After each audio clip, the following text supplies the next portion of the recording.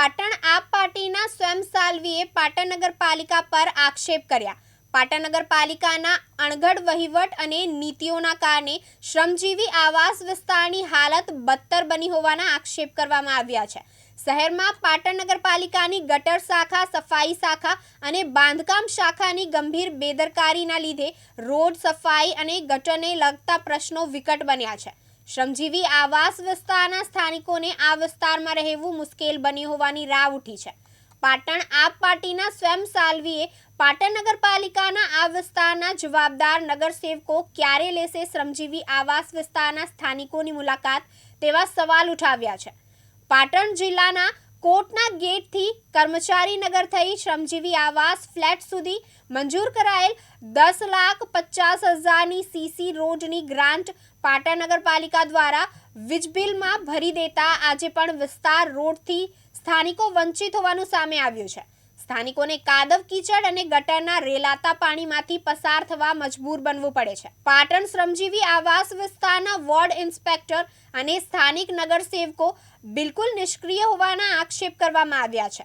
તો પાટણ શ્રમજીવી આવાસ વિસ્તારમાં મચ્છરજન્ય રોગચાળો ફાટી નીકળવાની દહેશત સ્થાનિક લોકોને ઉદ્ભવી રહી છે।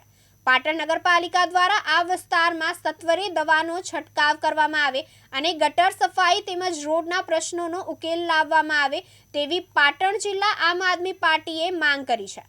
પાટણ નગરપાલિકા દ્વારા નક્કર પગલાં લેવામાં નહીં આવે તો સ્થાનિકોને સાથે રાખી ઉગ્ર આંદોલનની ચીમકી આપે ઉચ્ચારી છે।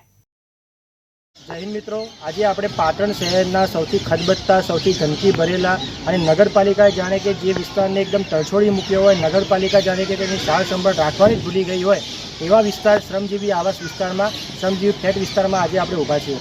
આ વિસ્તારની અડીને જ પાટણ જિલ્લા કોર્ટ આવેલી છે અને 100 મીટરના અંતરે પાટણ જિલ્લા એસપી ઓફિસ સાહેબની કચેરી આવેલી છે।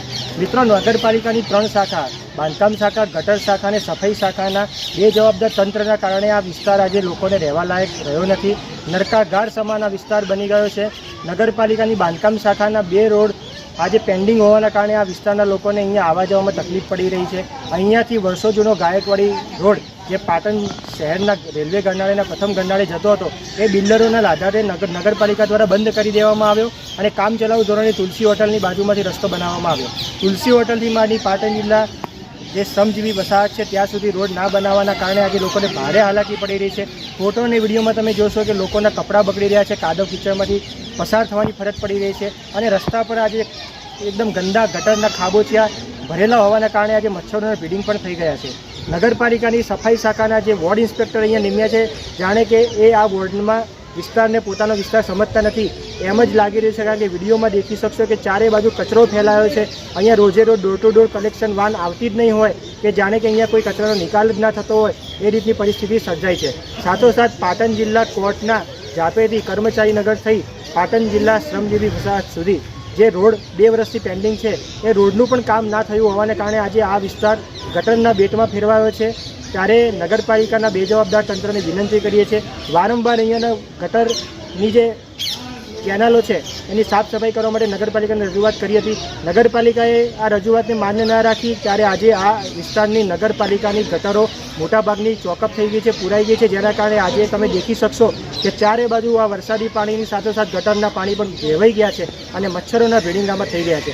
ત્યારે નગરપાલિકાને વિનંતી કરીએ છીએ કે આળસમાંથી જાગો, આળસમાંથી ખંખેરો અને અહીંયા પહેલાં તો સૌથી પહેલાં તો દવાનો છંટકાવ કરવામાં આવે, રોડ રસ્તાની વ્યવસ્થા કરવામાં આવે અને ગટરોની સાફ સફાઈ કરી નવી ગટર લઈને નાખવામાં આવી તેવી માંગ છે। ટૂંક સમયમાં જો આ અમારી રજૂઆતોને ધ્યાને રાખી આ અમારી માંગને સ્વીકારવામાં નહીં આવે તો અહીંયાના વિસ્તારના લોકોને સાથે રાખી નગરપાલિકા ખાતે ઉગ્ર આંદોલન કરવામાં આવશે તેવી અમે નગરપાલિકાને જાણ કરીએ છીએ। કેમેરામેન હાર્દિક સોલંકી સાથે ઉપેશ પંચાલ, દિવ્યાંગ ન્યૂઝ, પાટણ।